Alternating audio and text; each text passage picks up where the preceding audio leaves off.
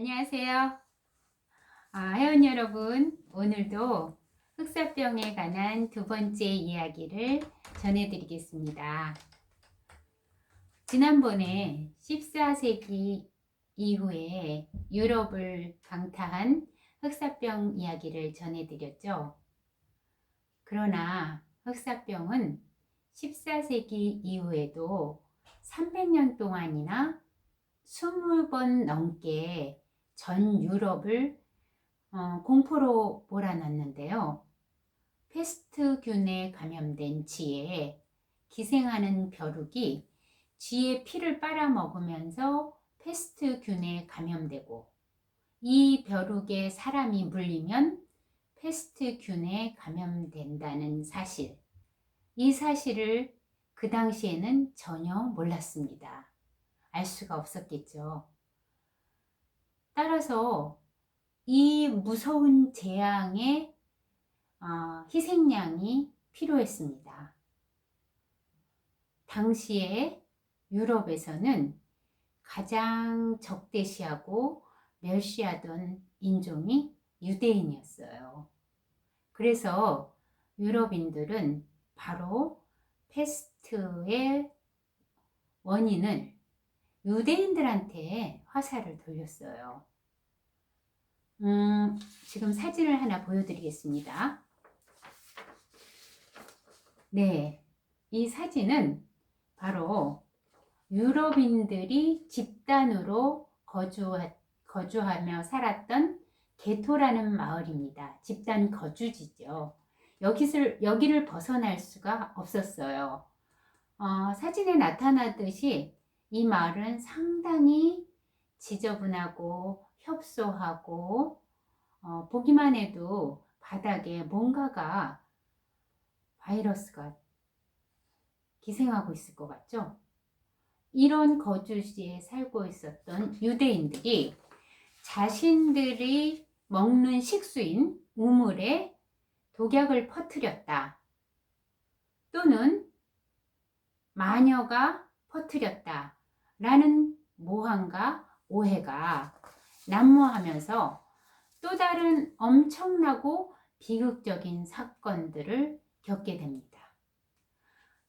이 그림을 한번 보시겠습니다. 이 그림에는 흑사병을 일으킨 원인이 바로 유대인들이다. 그래서 유대인들을 이렇게 집단으로 모여놓고 화형시키는 모습이죠. 이 그림에 나온 이곳은 독일의 티랑엔에서 유대인들이 학살이 되는 장면을 그린 것입니다. 이 그림 속의 비극처럼 우리 유대인들은 상당히 순환을 많이 겪게 되죠. 세계 제2차 대전 때는 나치 독일에 엄청난 유대인 학살이 있었죠.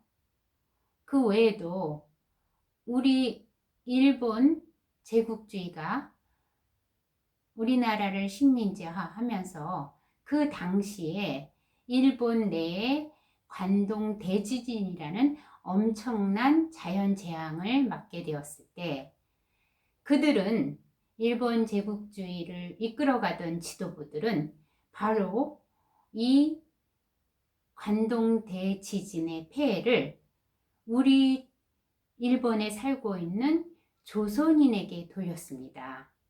그래서 6,600명이라는 엄청난 조선인을 학살하면서 자국의 지진의 폐해를 모두 조선인에게 돌리고 엄청난 잔행을 저지르게 됩니다. 이처럼 우리는 역사를 배우면서 열강들, 제국주의들이 얼마나 나쁜 자행을 했는지, 그리고 팽창주의가 그 후에 맞게 되는 파국이 무엇인지를 다시 한번 돌아보게 되면서 바른 삶의 길로 나아가는 교훈을 역사 속에서 배우게 되기도 합니다. 제가 또 다른 측면의 이야기를 전해드리려고 합니다.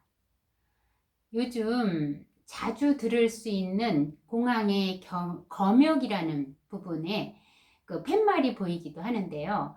영어로 쿼런틴이라고 합니다. 그런데 이 쿼런틴이라는 것은 이탈리아 말로 40이라는 뜻의 쿼란타에서 왔습니다. 그 쿼란타라는 것은 베네치아에 그 페스트가 창궐했을 때 배가 닿아서 내리기 전에 40일 동안은 배에서 머물어야만 했습니다. 그런 후에 아무 이상이 없으면 항구에 내리는 것을 허락했다고 했을 정도로 이 시기에는 엄청난 사건이었습니다. 이 사건, 역사적 사건을 볼 때 우리는 지금 해외에서 유입되는 제외 외국인들이 바로 공항을 빠져나가서 자유롭게 생활할 수 없죠. 자가격리 상태에서 머물다가 검체를 해서 이상이 없을 때 자신들의 개인적인 생활의 공간으로 돌아갈 수 있도록 한 사건과 그런 지금의 일들이 모두 어떻게 보면 비교되어질 수 있는, 견줄 수 있는 일들이라고 볼 수 있겠죠. 그 당시에 질병의 원인, 즉 그 감염병의 원인을 잘 몰랐기 때문에 어떻게 종식되었는지는, 패스트가 수그러들었다가 종식되었는지는 정확한 기록이 전해지지 않습니다. 아마도 시대가 발전하면서 쥐들이 없어지면서 같이 사라지지 않았을까 생각해 볼 수 있겠죠. 요즘 코로나 자가격리 수칙을 잘 지키지 않아서 주변에 피해를 주는 사례가 종종 거론되고 있는데, 엄격한 규정이라도 마련하여 사회적 거리 두기를 지켜나가는 것만이 감염 예방을 위한 최선책이라는 생각을 해봅니다. 또 한 가지, 마스크 대란이 있었는데 지금도 물론 많은 나라에서 마스크 때문에 많은 고통, 수급 문제에 있어서 고통을 겪고 있죠. 이 마스크 쓰기와 연관된 흑사병 의사의 이야기를 전해드리고자 합니다. 14세기 유럽이 패스트가 유행했을 당시에 흑사병 의사가 있었는데, 별도의 의사가 있었는데, 지금 공중보건의처럼 국가의 공복으로서 활동하였습니다. 그들은 주요한 업무가 흑사병 환자를 돌보는 것과 함께 흑사병으로 인한 사망자를 공식적으로 기록하는 일을 맡았어요. 그래서 큰 도시인 피렌체나 페루자와 같은 도시에서 흑사병 의사들은요, 사망의 원인과 흑사병이 어떤 영향을 미치는지 특정하기 위해서 중세에서는 원칙적으로 금지되었던 검시를 요구받기도 했습니다. 따라서 흑사병 의사는 패스트가 유행하던 그 기간 동안에 수많은 유언의 입회자가 되기도 했고요.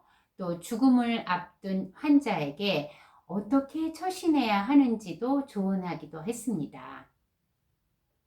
이 때문에 흑사병 의사들은 아주 높은 희소성을 가졌고요.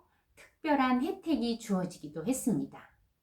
경우에 따라서는 그들의 몸값이 꽤나 높아지면서 17세기 중반에는요, 바르셀로나라는 그 도시에서 무법자들이 흑사병 의사들을 포획해갖고 많은 몸값을 요구한 경우도 있었습니다.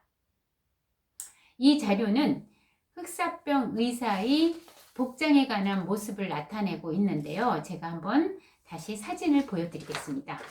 네, 재미있는 모습이죠. 이 복장이 바로 흑사병 전문 의사의 복장입니다. 이 의상은 1619년에 샤를르 드 로롬이 발명한 것인데요. 파리에서 처음 활용되어서 나중에는 유럽 전역으로 퍼지게 되었습니다. 한번 차근차근 볼까요? 이 의사가 입은 보호 장비는요, 밀랍으로 덧바른 후직물 외투, 지금으로 말하면 방어복이 되겠네요. 또 앞을 볼 수 있는 이 유리눈, 지금 의료진들이 쓰고 있는 고글이 되겠죠. 또 부리처럼 이렇게 앞에 생긴 원뿔 모양의 코에 향기 나는 여러 가지 향료 물질들과 밀집을 넣은 가면이 되겠습니다. 이것이 바로 현재 우리 의료용으로 쓰는 마스크와 똑같은 역할이라고 생각하시면 되겠죠. 이것이 바로 17세기의 흑사병 의사들의 복장입니다.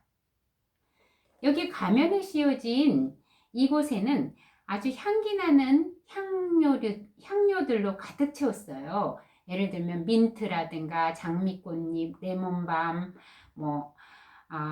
여러 가지 그 소합향 같은 향료가 들어있음으로써 나쁜 공기로부터 의사를 갖다 보호할 수 있다고 여겨졌습니다.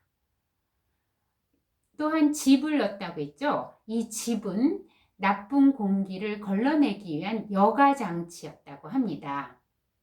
지금도 검체를 담당하고 있는 의료진들은 감염에 대비해서 자가를 이용한 드라이빙스루 검체 방식이라든가 걸어가면서 할 수 있는 워킹스루 방법, 이런 방법들을 통해서 검사하고 있죠. 또 하나, 이 의사가 들고 있는 나무지팡이는 환자를 직접 만나지 않게 진찰하는 사용 도구였어요. 지금도 우리가 감염을 예방하기 위해서 2m, 최소한 2m 떨어져서 우리가 거리 둔다, 이런 우리가 운동도 하고 있듯이 그런 용도도 쓰였지만, 또 하나는 이 지팡이가 바로 이 패스트는 하늘에서 내린 천벌이라 생각했기 때문에 감염자가 죄를 뉘우친다는 의미로서 자신에게 내려진 이 흑사병의 형벌에 대해서 매질을 하라는, 매질을 청함으로써 의사에게 그들의 죄가 씻어질 수 있다라는 그런 믿음의 소산이었습니다. 이는 패스트가 당시 사람들에게 천벌이라고 생각할 수밖에 없을 정도로 불가항력적인 재앙이었음을 짐작할 수 있습니다. 우리 모두가 이 코로나 상황을 겪으면서 주변을 돌아보며 보다 겸손한 마음을 가지는 것이 필요하다는 생각을 다시 한번 하게 됩니다.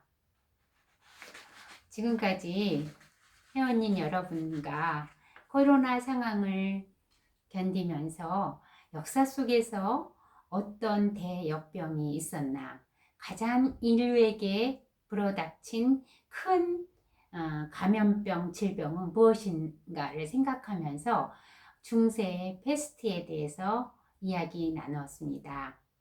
어떻게 좀 흥미롭게 들으셨나요? 조속히 이 상황이 진정되어서 여러분들과 교실에서 함께 만날 수 있기를 기대하겠습니다. 감사합니다.